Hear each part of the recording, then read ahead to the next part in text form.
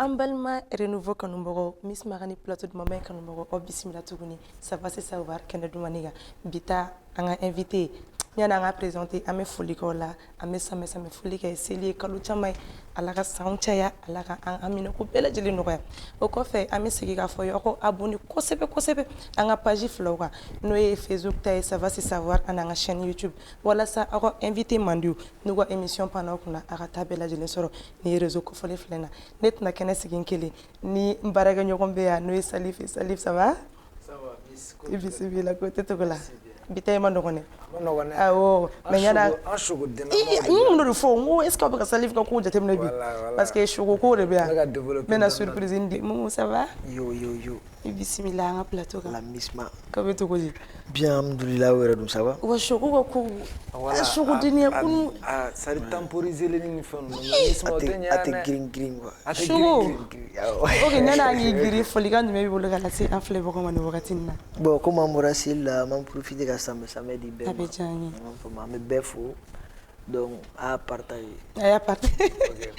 d'accord o tɛmɛnen kɔfɛ ka bɔ yen don kibaruya mamu e ni an ka janga salif lamɛta d'accord miss mali kɔnɔ diɲɛ don o don bezi dɔ bɛ yen nɔ tiɲɛ don bon nin tɛ bezi kura nin ye bezi kɔrɔ de ye mais jusqu'à présent a tɛ ka ban quoi i hakili b'a la a bɛ wagatinin bɔ aramata kuyate tane aramata ba wadada ani ami sise ani dɛdɛ pulo c'est des sœurs donc ka fara Sara Yara kan donc u kun minɛna Mali joli don ko la wagati na n'o y'an ka page de réseaux sociaux sanfɛ voilà n'o y'an ka page de réseaux sociaux sanfɛ donc ko in kɛra a bɛ kalo damadamani bɔ san bon ala barika la Aramata Kuyate wadada ale sera ka segin ka taa so mais ninnu jusqu'à présent u maintenunen don bon maintenunen don ko in bɛ ka mɔgɔw dabali ban quoi dɔw ko ko est-ce que n'i y'a ye nin ko in bɛ ka temps ta est-ce que u sen t'a la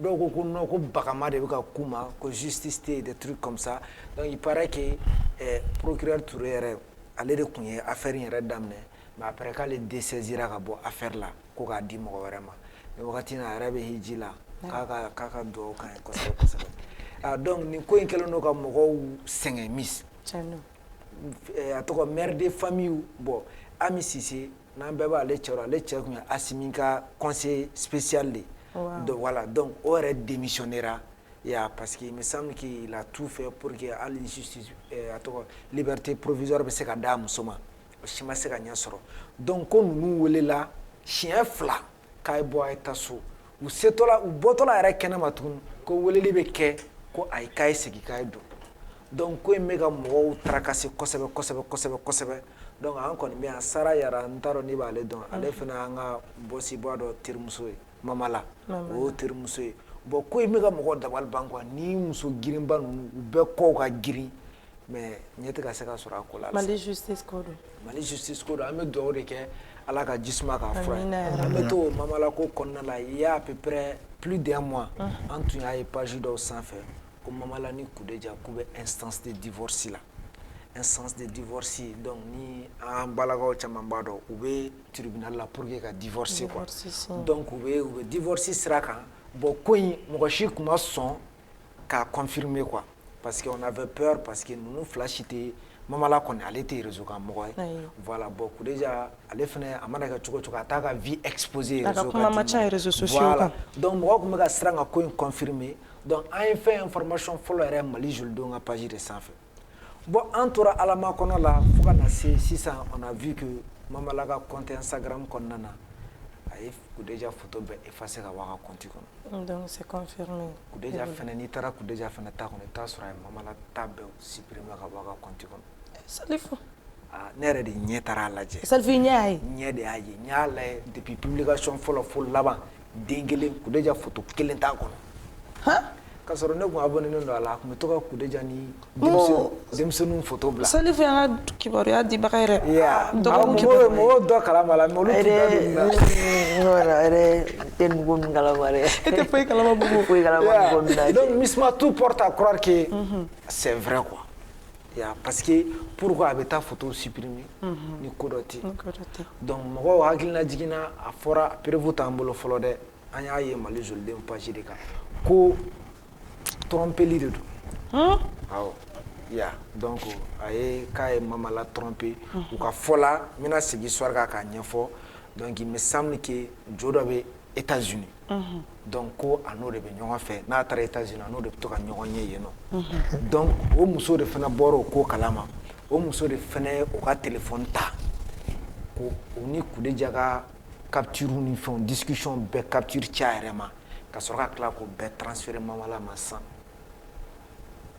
ko bɛ Bamako bon ne kɔni ko n ko ni ko in kɛra tiɲɛ milliardaire bɛ tromper yɔrɔ o yɔrɔ a t'an minnu kɔ a t'an ɲɛ an ta man k'an tɔɔrɔ tuguni ayiwa Salifu donc ni ne tun ye kibaruya Misma k'a da tulo kan ayiwa aw bɛɛ jɛra ka dɛmɛ an bɛ dugawu kɛ Salifu Ala ka jisuma kɛ ko ninnu bɛɛ bɛn ne ka di bɛn ka di fɛn caman la ayiwa an bɛ denmisɛnninw bɛ yen nɔ donc mɔgɔ caman ka fɔla kɔ u kan ka jisuma kɛ nin ko in fura ye n'u y'u miiri denmisɛnninw ma ils ont 3 enfants deux filles un garçon i b'o bɛɛ kalama n b'o bɛɛ kalama fɔlɔ yɛrɛ Salifu bɛ se dɔn fɔlɔ tɔgɔ ko Amadula o ye petini o ye i bɛ a denw tɔgɔ dɔn awɔ e y'o dɔn cogo di i Salifu Momo to k'i gɛrɛ Salifu la dɛ non ne ka ɲi non ne Salifu ale ka information n tɛ se ka kuma ninnu bon a tɛ se ka kuma mais n bɛna bila kuma la mais yanni n k'a bila kuma la Salifu an tɛ jan an ka Momo ka ko dɔ video an ka fɔni dɔ lajɛ ta Momo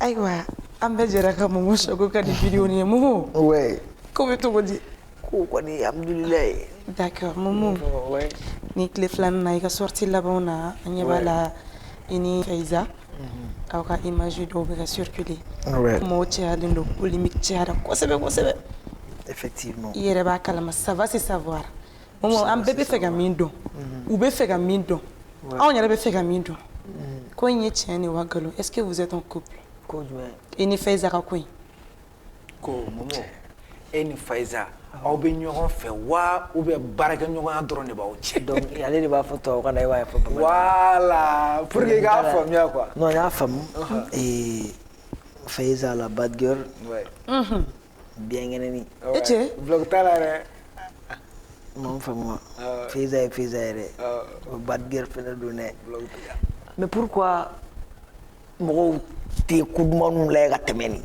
pourquoi malien tɛ ko dumanw lajɛ ka tɛmɛ nin ko dumani ni ko dumani ba yɔrɔ mais c'est à dire muso bɛ ka a bɛ k'an kunkolo dilan an bɛɛ contannen don an bɛɛ joyalen don an bɛ ka Uber b'an kana hɛrɛ yan i bɛ ka faamu awɔ c'est vrai mais ça ou bien sisan ko dumani an filɛ désert sanfɛ tu vois non Salifu ne tigɛ bɛ se ne tɛ k'a faamu quoi ne tɛ k'a faamu quoi a bɛ fɛ ka mun dɔn halisa bilen sisan Momo ouais fanu de bɛ e la quoi fanu de bɛ Faiza fɛnɛ la awɔ donc ni mɔgɔ n'i ka artiste ye ko dɔ la parce que u b'a fɔ vie privée n'a ta k'a lajɛ cogo dɔ la vie privée tɛ artiste la dɛ jama minnu b'i kɔ dɛ ils veulent tout savoir sur toi hali n'u bɛ se k'i sa don dɔ pour que k'u préparer o to yen yɔrɔ voilà donc c'est ces gens là minnu bɛ ka a ɲini k'a dɔn quoi parce que i ni Faiza ka rapprochement bonyana trop ces derniers jours donc yala mun de bɛ yen c'est purement professionnel ou bien aw bɛ ɲɔgɔn fɛ de. Bon, d'abord, un bébé famille qui est Jageleya Music. Si, oui. Et Nebolo Fene, famille qu'on a quoi, quoi. Ouais. Douano Puma Befene te bo Kenema. Bah, d'un plateau nous Kenema Maudi. Bon, Nyanga Douano la Koudi. Mais au Douano na ko na sa. Muna madan Douano na la. Miss. I know, qui doit ça. Muna dimi Momo ko. Non, kana dimi parce que Momo des questions posées à dire na 1 heure pour ça. Momo ko nga ko dumanu flay. Ko ka teme. Ka teme ko dumanu na. Jamani Johnny, e be ka ko dumani di ikanu boko ma. Olu ko no ko me fa ko dumani tiendo Momo de. Kana tieni galomini ko dumani na e doro ka teme. Ay sisan. Pisi do dama doro. Pisi ga base mi nga. Abse ka base pisi mi nga wodo. O de mo e biangenen ni. Est-ce que vous avez c'est ça fils arrêt fene biengenen ni c'est ça miss Momo nga famille ko la Momo yɛrɛ ninnu ka famille la den dɔ bɔra ni o ye Mala ye Mala ko k'ale ni Feza tun bɛ yen ko dɔ tun bɛ yen k'o sɛbɛnna tariku la ko mais k'o banna je répète ce qu'il a dit ko cɛnin dɔ nana sa ko Momo Suko Mala da ko cɛnin dɔ nana sa ko Momo Suko donc a ɲininkara ko yala ko Momo ye woro bɔ Faiza nɔfɛ k'ale ni Momo ye tamaro bɔ k'ale kɔni ta de banna donc c'est qu'il insinue c'est qu'ale tɛ yen bilen mais nin de bɛ yen donc Momo déjà e ka famille la den dɔ indice d'a ma déjà donc Momo i fana b'an bɔ fili de la non bon i b'a dɔn kuma la tiɲɛ tɛ ban an jeliw ko ten i m'a faamu wa bɛɛ bɛ kuma ka taa i ka tiɲɛ de kan quoi i n'a fɔ i bɔra k'a fɔ sisan ko famille la den dɔ bɔra ko a ko ko dɔ tun bɛ yen ani Faiza cɛ ne tun t'o kalama o min b'u cɛ ne t'o kalama mais min bɛ ni Faiza cɛ i b'o de kalama ayi n'an sa m'an ka taa dɔɔnin dɔɔnin n'a ko min b'u cɛ k'a t'o kalama i ka vidéo aw filɛ quoi i b'a dɔn aw filɛ quoi n m'a bila sisan aw filɛ quoi ne ma dɔn n'aw tɛ du cilaw de ye fa ka mɔgɔw ka du ci jagoya a tɛ ci i bɛ du kɔnɔ kuma fɔ de e biɛnkɛnɛ ni Faiza ye aw sa n bɛna ɲɛfɔ Momo ka b'a ɲɛfɔ n b'a ɲɛf'i ye ɲɛfɔ an bɛɛ bɛ k'i lamɛn a ye Momo lamɛn an bɛ ɲɔgɔn faamuya n dɔgɔnin bɔra Mala bɔra a kumara plateau sanfɛ maintenant a ye kuma caman fɔ ka da a ka tiɲɛ de kan peut-être que ale bolo ale bɛ k'a ye ten de i bɛ k'a faamu wa a bɛ n'a fɔ fɛnɛ caman fɛnɛ bɛ yen ne ka fan caman fɛnɛ bɛ yen mun fɛnɛ y'a ye cogo wɛrɛ la n'a fɔ Faiza ka fan caman bɛ yen mun fɛnɛ y'a ye cogo wɛrɛ la k'a minɛ cogo wɛrɛ la i m'a faamu pourquoi kana mɔgɔ juger kana jigin mɔgɔ la mɔgɔ ka fɔlen kama quoi est-ce que aw bɛ k'a faamu Mala ye min jateminɛ a ka constat a kumara o de kan quoi donc ne tɛ jigin a la ne t'a bila fili kuma kɔnɔ ne t'a bila kɛlɛ minɛn kɔnɔ pour moi c'est toujours une famille tu vois et moi je suis venu au sein de la famille baara de kama quoi juste dans le cadre du professionnel travailler seulement est-ce que i bɛ k'a faamu o ye ne nakun ye famille kɔnɔ quoi maintenant je vais vous éclaircir certaines choses o ye ne nakun ye famille kɔnɔ mais ce qui est entre deux personnes structure kɔnɔ mun tɛ ne intéressé moi je cherche jamais ka don a ko kɔnɔ quoi tu vois je cherche jamais k'a dɔn mun b'aw cɛ mun tun b'aw cɛ mun kɛra tan pourquoi tout ça moi je suis là pour travailler et mɔgɔw bɛ image minnu ye ni image fɔlɔ ça c'est fait o kɛra baara de sira kɔnɔ image wɛrɛw yera an ye image wɛrɛ minnu kɛ baara kɔnɔ mais si vous êtes dans la même famille aw tɛ tulo ni yɛlɛ kɛ ɲɔgɔn fɛ i b'a ye o famille ɲɛ kumunen don quoi i b'a faamu wa et ça j'aimerais bien que mɔgɔw ka yɔrɔ dɔw faamu c'est pas trop mon truc ka bɔ télé la ou bien k'an sigi n ka téléphone ɲɛfɛ direct ni vidéo kɛ ni ninnu na quoi ça je suis pas dans ça mais il y a eu voilà il y a eu un moment dont j'avais décidé ka bɔ ka kuma nin ko in na quoi parce que j'ai vu que ça commençait à affecter la Faiza et ça c'était vraiment pas moi mon souhait. Moi j'ai jamais voulu créer un buzz k'a fɔ ko n bɛ buzz dɔ créer non moi j'ai jamais voulu créer un buzz ne ka buzz bɛɛ ye ne ka musique de ye chaque fois ne ka musique de bɛna buzz créer mais vous k'a fɔ ko n bɛna buzz créer ni dɔ ye ou bien ni mɔgɔ dɔ ye k'an yɛrɛ victimiser ni fɛn ninnu non ne t'o olu vie ninnu na quoi donc un clip que on a fait un très bon son à Nouakchott on a fait un très beau clip ni clip bɔra n'an mi ɲɔgɔn fɛ ou bien n'an ti ɲɔgɔn fɛ maliyɛnw tɛna di yan maliyɛnw bɛna ye tiɲɛ ni fɛnw bon peut-être que o wagati la fɛnɛ caman bɛ bɔ kuma caman na quoi n kɔni bɛ min dɔn kuma in bɛɛ kɔfɛ Faiza ye biɛnkɛnɛni de ye More biagren ni. Imai aba essayer ka be sira la je ka tila ka na ni duti ye kana aka fanu kunkolo ɲagami Non mais ne ka fanu Aïssa momo ne ka fanu mene don sa. I ka fanu ubi don Ne ka fanu mene don mais i bugu lafili momo ni kuma bɛɛ la communication entre toi et Mala aw ka famille kɔnɔna na communication t'aw ni ɲɔgɔn cɛ. Bon, je dirais que communication batene ni malache mais an ɲɔgɔn an voyagera ɲɔgɔn fɛ siɲɛ damadɔ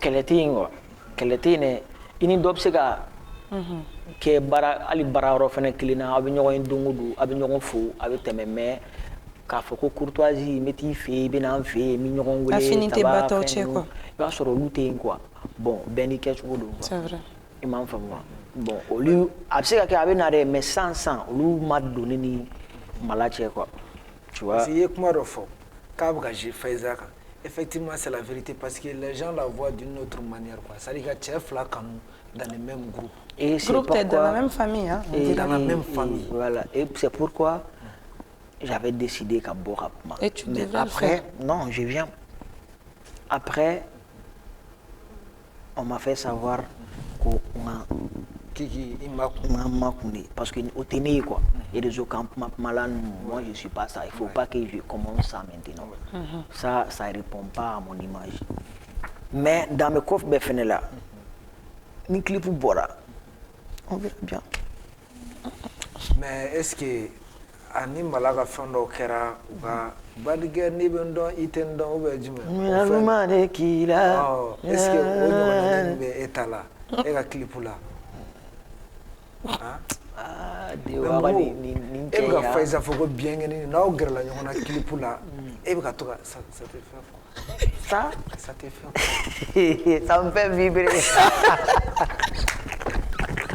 ça me fait quoi non c'est pas possible non si la kuma tiɲɛ tɛ ka se ka fɔ ko ça te fait quoi ayi an fila ka kuma si tɛ ka ne intéresser parce que ne ye question de poser ne ma jaabi c'est la tiɲɛ ye kelen de o ne bolo sisan ne fana ka kunkurunin min fɔ aw ye sisan mɔgɔ minnu bɛ k'a lajɛ déjà i b'a sɔrɔ hakilima caman ye faamuyali sɔrɔ kuma in na ayiwa Salifu n tɛ imagine dɔ yɛrɛ yira yɔrɔnin ɲɛna dɛ a lajɛ nin fɛn ninnu quoi ninnu bɛ mun de k'e la Momo nin fɛn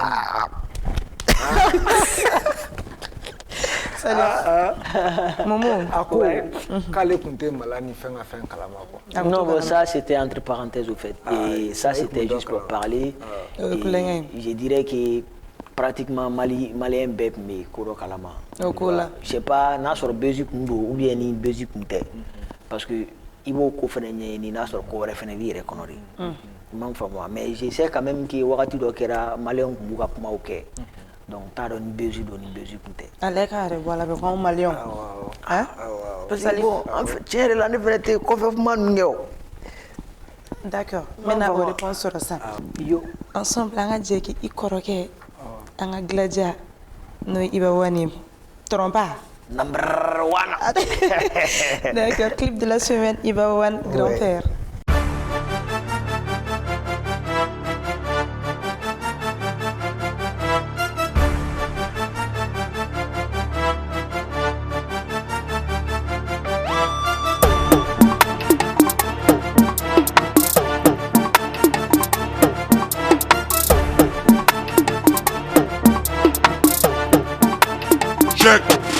N'a dominé de Boutoma, voilà, la six c'est coroné, il go to Kolo, association des rappeurs Kolo, ou Tifano au delà, ou Gofano Mega Follow, Mia Foué comme Moussa Norantena. Au pré faux siècle, ouais, au ben Mogobe, Tronimna, Nereboka, Eta Yorore, Afrima, Primitala, Awar, Maudela, Trophée, Amorote, Foy, phobie, Alegrami, Awar, Cladio côté, ne t'aurais bien pris compétition, Bella, il n'a pas cédé au président, des catégories, rappeurs, c'est toi, même pour Afrique par accident. Ni am black terrain wana ube penalty je dongo iko Kylian Mbappé to benana ku compare team la jama ima yo be ko to taper ennemi utunu na obega timinier ni mo farale la dron ibe humilier sira tunu no bela plan foi tu bolo dongo do reso bega bibilier blongo na sigite na deni faje flanye ay boy bima bla rapula obego atega soroche ay toy muna beni rapu ko ina nema muke foite ala de rapu gene ibataye donc moi te grand-père j'ai rappeur ou ne you be de grand-père. Mina neyi arrière grand-père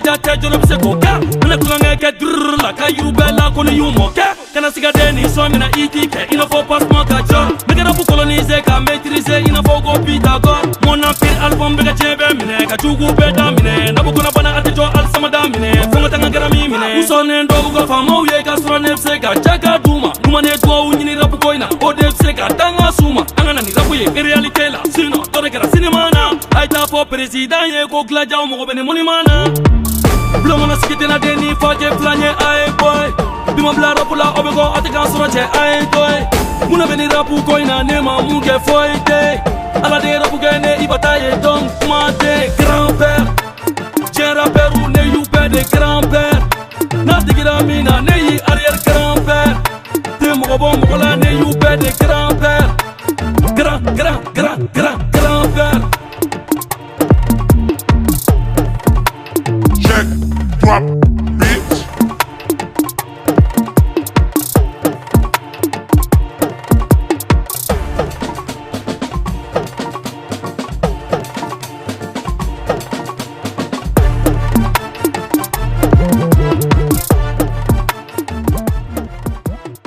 An bɛ jɛra ka Iba One ka nin clip dumanba in lajɛ Momo e yɛrɛ ka impression ye jumɛn de sisan clip ɲɛna de trop et demi cɛkɔrɔ tɛ gawa yɛrɛ n'est-ce pas Salif u tɛ se ka dɔ wɛrɛ fɔ o ma o ko foyi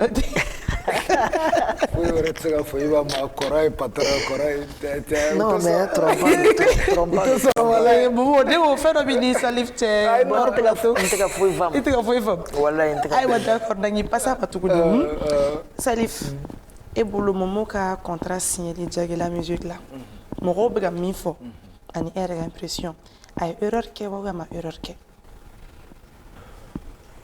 bon a ye inconvénient n'a avantage bɛ ɲɔgɔn na pourquoi parce que Momo bɔra sans Jagela ça c'est vrai bon artiste n'i bɛ label la i ka fɛn dɔ restreindre don quoi par exemple Momo bɛ se ka concert k'a kelen san supposons ka 10 millions sɔrɔ n'a kelen don a b'a ka staff gérer wari to a ta ye mais avec Jagela ce n'est pas possible mais n bɛna mɔgɔw ka impression kɔnɔna na mɔgɔw ko Momo kun ni dalen don mobili de kan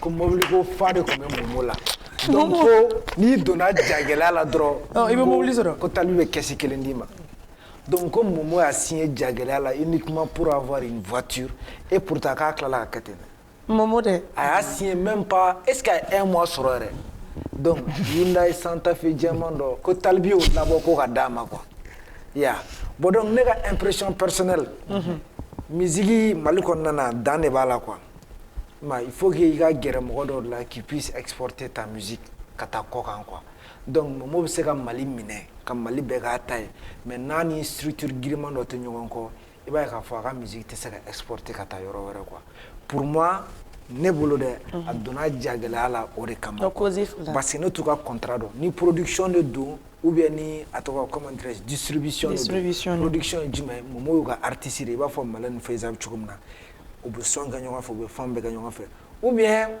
Momo ka produit u b'o lancement de kɛ cogo min na u bɛɛ bɛ se ka wari sɔrɔ a la cogo min na d'accord i bɛ fɛ k'a ko tiɲɛ dɔn Momo ɲininka Momo a m'i bolo yala Jagela ko in bɛ cogo di ouais bon une question dans la verbe on est là fro ɲininka an baga jara yɛrɛ kelen jara non parce que a kuma cayara quoi a y'an ta fɔ yan ka sɔrɔ a kuma tɛ kɛnɛ ma kuma cayara dɔw ko depuis Momo nana Jagela la Momo fɔlɔ a tun bɛ baara kɛ cogo min na a tɛ baara kɛ ten wagati dɔ kɛra ko Momo tun tununa o kuma ninnu quoi i n'a fɔ i bɔra ka kuma dɔ fɔ sisan mais ni siɲɛ fɔlɔ ye k'o fɛnɛ mɛn ko ne nakun ye ko ne nana Jagela la ko mobili mais ne bɛna Jagela la wagati min na a sɔrɔ ne tun tɛ sen na o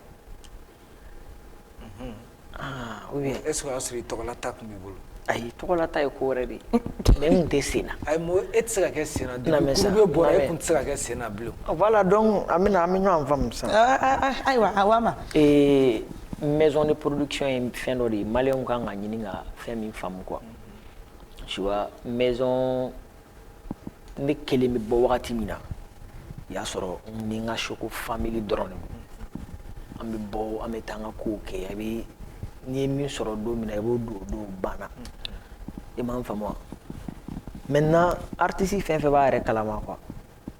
Il bɛ miiri don dɔ la ka don structure ɲanama dɔ la quoi pour bien structurer ta carrière. Moi, je ne pouvais pas gérer ma carrière à 100%. K'a fɔ ko n bɛ n ka voyage assuré, n bɛ n ka album ko ni n ka son ko assuré, n bɛ n ka clip ko assuré, n bɛ n ka fɛn bɛɛ assuré quoi. Mɔgɔ kelen kan a ka gɛlɛn quoi. Ne mana jagɛlɛya la ko besoin ɲinɛ ou bien o tɔgɔ parce que ne nana i y'a fɔ cogo min na a sɔrɔ tɔgɔ bɛ ne la. Ne nana baara de la jagɛlɛya la parce que n ye fɛn dɔ de ye jagɛlɛya la min diyara n ye. Ni jagɛlɛya tigi ye kuma dɔw de fɔ kuma minnu ye n'an convaincu bon o ye fɛn bɛɛ de a bɛ kuma de n'a tigi l'a convaincu i ka intérêt i bɛ taa. Bon moi quand même ne tɛ don ko la n ka intérêt tɛ fɛn min na quoi. Quand même musique kɔnɔ quoi. Ça j'y fais jamais. Mais min ye mobili ko ni fɛn ninnu olu ye mɔgɔw ka bon n t'o jate quoi. Sinon mobili c'est quoi? Mais moment polémique caman kɛra i ka signature wagati. J'ai compris, n y'a bɛɛ ye. A kɛra mankan. Seulement i b'a dɔn seulement de fait que moi je ne suis pas trop réseau. O de y'a to tellement mɔgɔw bɛ mɛn ka ko kuma kɛ ne tɛ kuma i b'a ye fo a bɛ taa quoi. I bɛ tila k'a faamu. Jagala ka concert dont on ne hakili b'a la. Ko on a vu que ko c'est-à-dire que den kɛrɛfɛ quoi. C'est-à-dire qu'hali image la on voyait que Momo ne se sentait pas à l'aise. A yɛrɛ bɛ mɔgɔ dɔw cɛla a tɛ k'a yɛrɛ ye mɔgɔ minnu fɛn na quoi. Ouais bon o ye adamadenya yɛrɛ kɛcogo ye et surtout ni i ye mɔgɔ kura ye ka na jama la sisan i tɛ mɔgɔ si dɔn yan. A ka premier vue diyagoya de don wagatinin dɔ bɛ kɛ jɔn aw ka ɲɔgɔn dɔn méfiance sugu dɔ bɛ na i b'a ye tout le monde bɛɛ b'i yɛrɛ fɛn quoi réservé quoi. Ne ni jagɛlɛya ka concert la o kɛra ne ni jagɛlɛya mɔgɔw siɲɛ fɔlɔ de ne ka concert kɔfɛ ka yɛlɛ scène sanfɛ parce que ne ka concert la u taara ne soutenir. Ne ka jagɛlɛya 3 ans kɛra ne ni u siɲɛ fɔlɔ de scène sanfɛ. Bon moi ne ma foyi jateminɛ o la qui pour moi c'était normal. Ne kɛra mɔgɔ de ye dɔrɔn ne tun ma prévu quoi. Ne ka signature c'était pas prévu. Tu vois donc peut-être que concert ni fɛnw bɛɛ kun labɛnnen don u bolo déjà et que u ka programme ni fɛn bɛɛ kun b'u bolo mais ne nana parachuter a kan de quoi. Donc diyagoya de don moi je ne peux pas venir k'a fɔ ko n bɛ ko dɔw scène minɛ cogo sugu dɔw la ça c'est vrai. O ye mɔgɔya yɛrɛ kɛcogo ye quoi. I lafiyara kosɛbɛ. Mais i b'a fɔ maliyɛnw fɛnɛ ko jagɛlɛya signature in u k'a diya u yɛrɛ ye quoi. U k'a diya u yɛrɛ parce que maliyɛn de bɛ ka ko goya u yɛrɛ ye f'a bɛ tila ka goya i ye nin tɛna goya ne yɛrɛ oui. Mais i ko avantage ba b'a la. Mais diyagoya de don sa ko label de don artiste kelen tɛ o moi je suis pas le seul artiste artiste kelen tɛ o maison de don. Maison de production de don et depuis an y'a daminɛ fo bi moi ne kɔni ka baara bɛ ka kɛ. Bon Momo au fait aw ka convention ye jumɛn de mun de bɛ aw ka signature a basé an ka convention ye min ye ça c'est la production artistique. Tu vois Momo Choco est l'artiste de Jagɛlɛya Music. D'accord. Point a banna quoi. Pewu e bɛ fɛ k'o kɔrɔ fɛn ɲɛɲini i taara Instagram ma cogo min na i bɛ taa nin ɲɛɲini ten. I y'a faamu. D'accord an bɛna taa an ka jeu léger dɔ la n'o ye vérité par image. Momo Choco an bɛna ja dɔw bila i b'a jaw lajɛ ka ɲa i b'i ka impression di a kan. Ok. Ensemble an ka lajɛ ɲɔgɔn fɛ.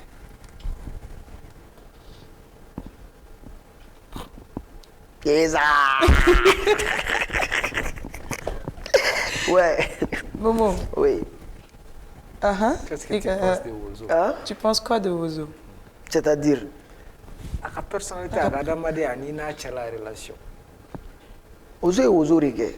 Awɔ an b'a dɔn Wozo ye Wozo ye o. An b'a dɔn. Mais e yɛrɛ bolo. Ce que tu penses de Wizi Wozo? Ce que moi je pense de Wizi Wozo. Bon kɔni en tant qu'artiste i b'a ye cogo di? Aw bagara ne ma dɛ. Mɔgɔ ka fan de bɛ se ka i juger. Mais moi je suis artiste comme lui donc Moi, je sais pas comment est-ce qu'il m'a jugé. Pourquoi? Non, mais adamaden no ye adamaden. Et puis affinité dɔ b'aw cɛ malgré que ani jagɛlɛya man di. A b'a bila jagɛlɛya la heure bɛɛ. Ouais. Mais on dirait n'a ti kɛlɛ la. Bon, yɔrɔ mɔgɔw fɛnɛ bɛɛ n'i ka ko don quoi. Et d'abord Johnny ne ka don jagɛlɛya la ne ni Ozo delila ka taa boîte la ɲɔgɔn fɛ. Tu vois, ni avec Gaspi. Et a kɛra ne ka concert ɲɛkɔrɔla la. Et avant ça aussi, il y a un plateau dɔw partagé. Donc, o kow tora yen quoi. Mais k'a fɔ ko wɛrɛ bɛ ne n'a cɛ. Non, sinon Ozo a bɛ to ka ne tan o. Mais a malo de ka dɔgɔ.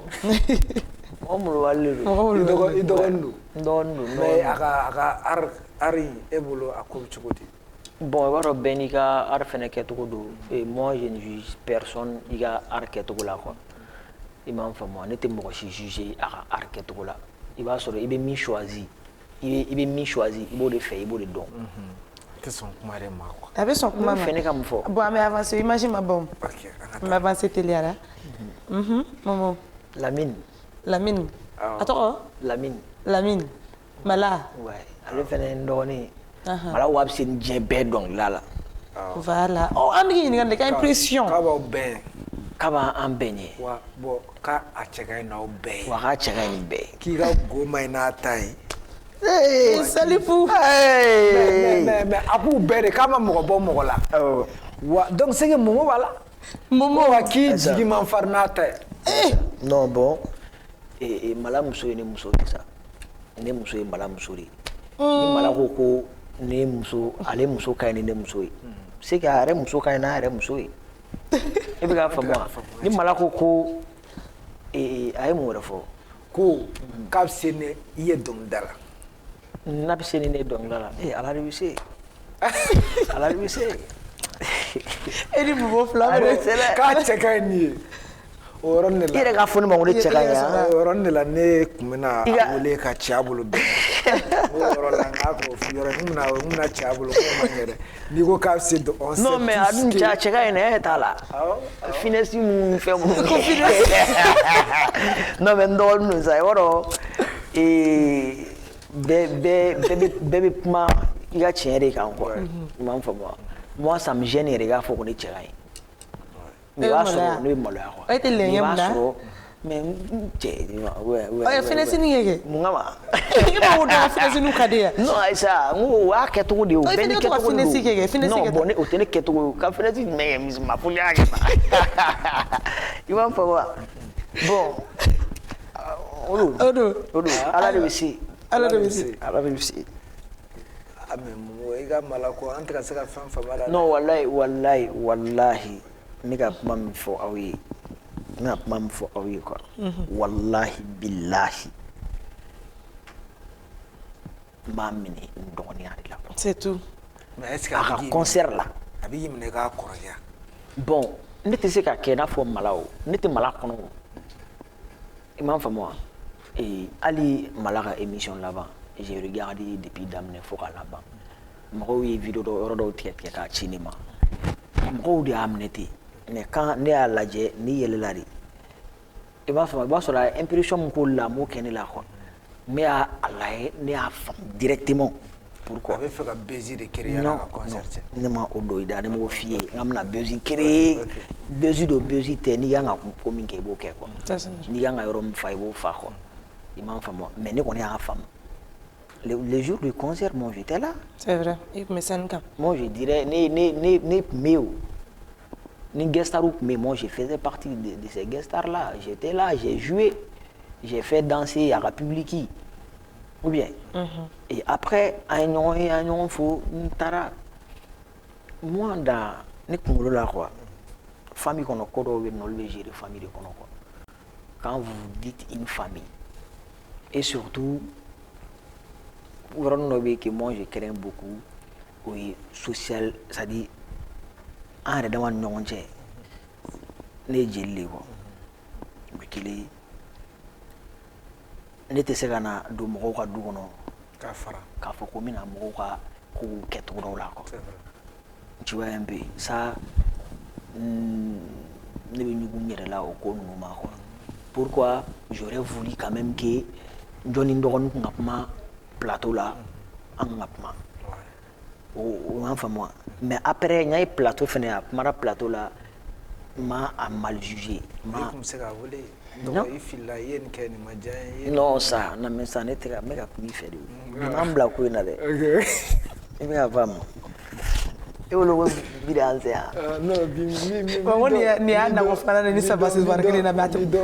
voilà. Donc, il y a une femme. A ke akilina manganya a femme te ama ke ni jugaye ama ke ni lagosili ama ke ni kore. Mais moi je me permets quand dans le coina juste faire à partir de là et que malien a donc faire artiste et ma femme ani ni mi fene yera nyongo fene artiste faire ani wi sol la photo bora. Pourquoi ça pas créer des trucs des polémiques? Bientôt, ani kepka clip kangabla.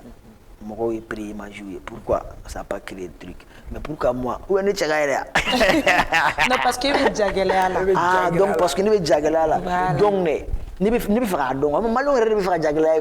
Ah, des saval. Non, jagueler, on sait tous que jagueler, moi, barakaloy. Am barake doron abana. Ma befo, mais c'est des. Donc, na ay jagueler, moi jagueler man fly barala. Oui, jagueler. Savez-vous? Imagine ma bas. Ah, avec faire amour là. Et avec vous, angata. Ame, King Keji. Ouais. Ah. Ouais, ni un mentor badoy. Ni un mentor badoy. King Keji. Ok. Ankadi. Bon, elle n'avait pas de femme, mais Ankadi. Mais Keji ni talbi ou te befo djim. Jove. Donc, et à la dogo kati ta do shugu yoro la. Yoro kono e kele koda ne misma. Kwal nen sare kana tan shuka. Ouais, diminka en ça. Voilà. On claque bien amo kalama mais si ça, on sait tout ce qui te file là ça. Et donc, nereka, on peut dire qu'il y a un aljagla qui dado momo kola.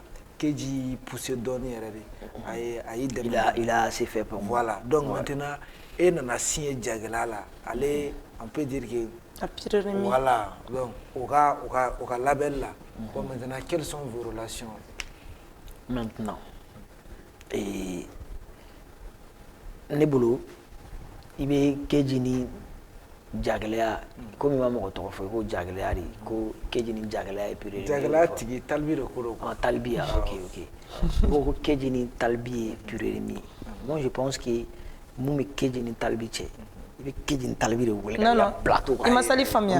Amour fodé. Vu que Keji ni talbi mandi, mais eni Keji kun gerelino. Maintenant que ibe jague la musique là, Keji dunte au fin toro refait. Eni Keji ga relation bi togoji. Ah oui, quand tu jague la musique fait. Amour fo era. Talbi de ko jague la musique côté. Oh, mais talbi ni jague la c'est deux hein. I know. Non. So jobara ite se ga so kono kuma fo ko fait. Voilà, bon malien cham meni filé là. Ça c'est un point très important en fait. C'est pas parce que je suis ni talibé qu'elle est là, qui ni Jagla qu'elle est là. Non. C'est quoi Jagla et Johnny? Jagla n'est pas talibé, sinon pourquoi m'a fait talibé? Pourquoi à Jagla musique? Pourquoi il y a les gens qui travaillent là-bas? Pourquoi ne angal donglu bla à Tifoko talibé production?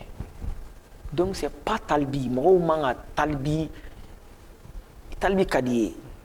Kadi oui ini talbi quoi mais ni talbi mandi kana mo jogo gwa yere parce que talbi kadi ni mandi ou bien ni kadi talbi mandi ke talbi gwa yere mais ga biya kan do e ga famo neni keji che ou ni keji che je sais quand même que al sans sa yorobna il a toujours voulu que ne carrière ne carrière ga si yoro la donc ni ne carrière be se ga si yoro jan jaglari bulu ne bulu o kadi keji quoi ni Jagla se gagner la carrière là avancé ne boulot kada e mo do ma do ne boulot kada e quoi. Mais là maintenant en relation mythologie avec femme. Bon en femme tiens là mais ça a été toujours comme ça depuis al wakati na me donglu da ñon fait tu vois soro anga ñogo yi ko suma doni quoi mais quand même am ñon statut là et souvent ni ne ka fait on me blague je le partage mais fait on chama corona na mais voilà et ça c'est toujours là. Oh oui, Salif, c'est bon. Il y a femme. Mais il veut que Momo ni a fleur brote blé. Momo ni Salif de dos. Ah, mais allez là. Et Salif de dos. Allez là, non, non.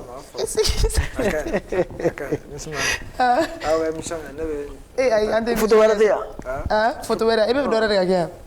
Salif ko photo wɛrɛ bɛ yan. Biɛnkɛnɛ ni photo bila la ta. Ayi a biɛnkɛnɛ ni ta O tɛ yan.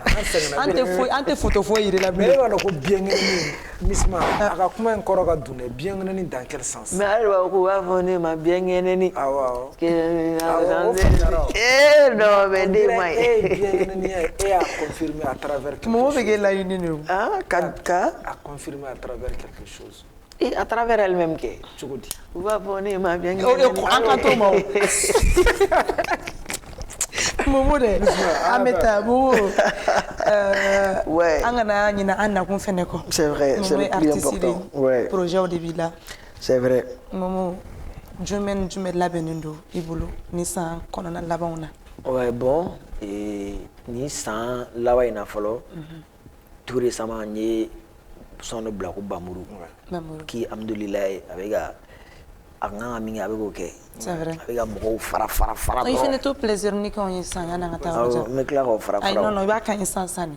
A y'a fɔ n jugu ye n pɛrɛnna, a y'a f'u kana ko n pɛrɛnna, a y'a fɔ n jugu ye n pɛrɛnna, nabi ɲuman Bamuru bɛ n kɛrɛ la, san bɛ fin wa kaba bɛ pɛrɛn, fiɲɛ bɛ ci wa misi bɛ tɛmɛ, o tɛ n'a fɔ i bɔ kow la, barika de bɛ Momo la, o tɛ n'a fɔ i bɔ kow la, dubabu caman kɛra Misma ye. N dédicace kɛra de.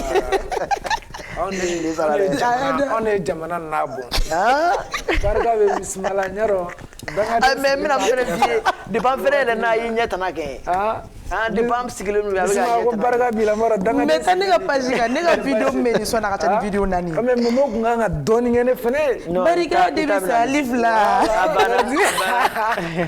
Momo a bɛ continuer ni projet ye fɛn minnu labɛnnen don. Voilà, donc Bamuru bɔra et bientôt aussi n bɛna bɔ ni Feza ka clip ye. N bɛna bɔ ni clip direct de quoi. D'accord. O de bɛ donc hakili la. son tɛ bila fɔlɔ. Non. A clip direct bɛ bɔ et après ça comme maliyɛn dɔw bɛ ka n ka fan caman bɛ k'a fɔ ko n famana fɛn dɔw ma. i n'a fɔ Mun ye concert. i n'a fɔ non concert tɛ i n'a fɔ musique hip hop quoi. Parce que- Rap wa. Voilà, parce que fɔlɔ n b'o ko ninnu kɛ quoi. Donc j'ai voulu ka single kelen fila fɛnɛ k'olu ye. Donc an b'an kulonkɛ dɔɔni. Musique ko in na. An bɛ dɔw fara quoi. E ma ye. ko sara ka di Momo. i ko sara ka di. Ouais, mon featuring avec mon frère Popi Parfait. Ouais. O kɔrɔ. a bɛ k'aw ja Bamakɔ yan. An b'an ka sariya la cɛ kulonkɛ tɛ Mali minɛ Tiɲɛ nɔ. don. F'i ka baara de kɛ, f'i ka koba dɔ kɛ. An b'an ka sariya la nɔ kulonkɛ tɛ Sudan minɛ nɔ. F'i ka baara de kɛ, f'i ka sɛbɛn de kɛ, o la fadenw b'a ye. Momo Choco nalen. N ka préféré.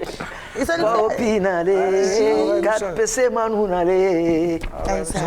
O dɔnkili in jara dɛ. awɔ émission. K'a ka n ka émission kɛ. O Salif Ayi, ranking dɔ de bɛ yan. Salifu nalen.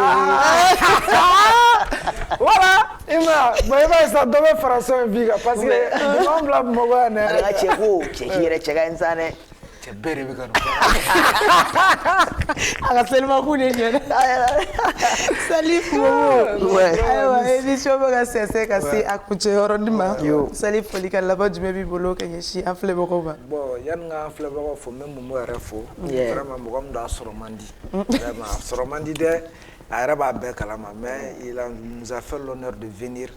donc vraiment o diyara n ye trop et puis a diyara a ma diya i ye i kana a kanu mais i kɔni b'a dɔn i b'a ka son A bɛ se dɔnkili lamɛn a ka son laban in c'est à plus de 57 000 utilisations. A taar'o fana lajɛ i ma ye wa? ayi n bɛ kuma ni argument de 57 000 maɲi dɛ. TikTok sanfɛ a yɛrɛ ye min bila i b'a dɔn ni Momo ye son bila sisan nɔ ni e y'a utiliser o bɛ yen nɔ mais ni ne yɛrɛ fɛnɛ enregistré ne fɛnɛ ta utilisation bɛ yen nɔ bon n'i ye nin bɛɛ fara ɲɔgɔn kan fɛn fɛn 60 000 70 000 ye donc dans 2 mois 3 mois on peut s'attendre à un truc de 100 et quelques mille utilisations C'est vrai. o tɛ sɔrɔ son bɛɛ la Bamakɔ. Salif y'o dɔn cogo di? Hein? cɛ ma ka baara ɲɛdɔn dɛ n'a bɛ tile téléphone kɔnɔna de la an ka baara bɛnnen don nin ma donc n b'an filɛbagaw fo k'u yɛrɛ selen ka to connecté ça va c'est ça va a bɛna a bɛɛ dɔn an bɛna a bɛɛ dɔn u tɛ se ka fɛn min ɲininkali kɛ artiste la min tɛ mɛn son kɔnɔ min tɛ ye clip kɔnɔ o bɛ ye ça va c'est savoir de la k'a bɛɛ lajɛlen dɔn mais an ma se ka fɛn kɔni tiɲɛ dɔn an ma tiɲɛ a ma non tiɲɛ mais dɔn aw tun bɛ ni ka biɲɛkɛnɛni wele an bɛna ɲɔgɔn fɛ o kun y'a tɔ bɛ tiɲɛ de parce que aw fila aw bɛna to k'an kunkolo ɲagami ale sigilen bɛ ale sigilen bɛ a pla a banna ee pewu Momo lajɛ dɛ ni clip in bɔra kɛ aw bɛ na yan an bɛ fɛ Momo ka a dalakan de d'an ma an tɛ Télé la bɛɛ ɲɛna. an ka téléspectateurs si un jour ils veulent ka nin ko ɲɛfɔ u b'a exclusivité d'an ma Momo an bi tulo ɲɛ bɛ jɔ an ka caméra la i b'o fɔ an ka et ça va c'est savoir là non bon n ko in banna sa Momo ayi nin ko in banna o ayi kana se ka Momo ma ni clip bilala i ko k'i bɛ ko in tiɲɛ fɔ ayi ne ma fɔ ni n bɛ clip ayi ayi dɛ aw kana fɔ ko Momo y'a fɔ n m'a fɔ dɛ i y'a fɔ dɛ Momo ko min ayi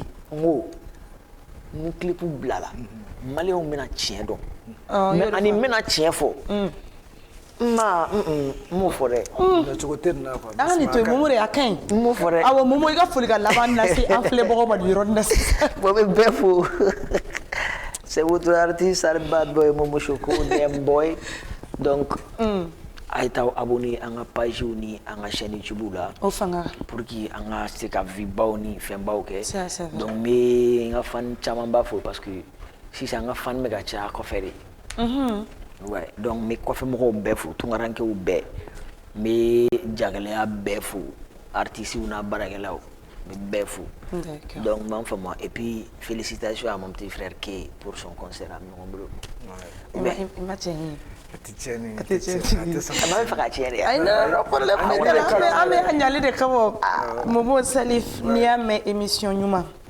n'i y'a mɛn ja ɲuman mɔgɔ dɔw de bɛ caméra kɔfɛ n'i y'a mɛn son ɲuman mɔgɔ dɔw de bɛ ko in bɛɛ kɔfɛ an b'an ka chef ba fo fɔlɔ plaisir plaisir sɛgɛnbali ɲinabali woro ale kɛrɛfɛ Pisco Pat Papisco All Star o bɛ yen Batoma Kane bɛ yen o bɛ yen Sogo den o bɛ yen Barada Faramana da Erivo o bɛ yen ani Désiré olu bɛ yen Lasi Filani Ngɔsɔn ani Jama Jigi Aji Wasa an ka foli bɛ bɛɛ ni émission in y'o renouveau émission kelen-kelenna bɛɛ mɔgɔ cɛsirilenw de bɛ ka ninnu baara kɛ foli damatɛmɛ wale de bɛ k'olu ye Salif an b'i yɛrɛ fɛnɛ fo dɛ awɔ Salif foli bɛ yen mais n'i y'a mɛn fɛnɛ aw ɲɔgɔn émission kɛla tɛ mɔgɔw de bɛ minnu bɛ sigi k'aw lajɛ aw minnu bɛ ka an filɛ nin yɔrɔnin na an b'o fo aw minnu b'an soutenir aw minnu bɛ to ka suggestion k'anw ye aw minnu bɛ critique bila aw bɛɛ folen don aw minnu b'an nɛni aw bɛɛ folen don awɔ bɛɛ lajɛlen ka foli bɛ yan nɔ an b'a fɔ aw bye bye très bientôt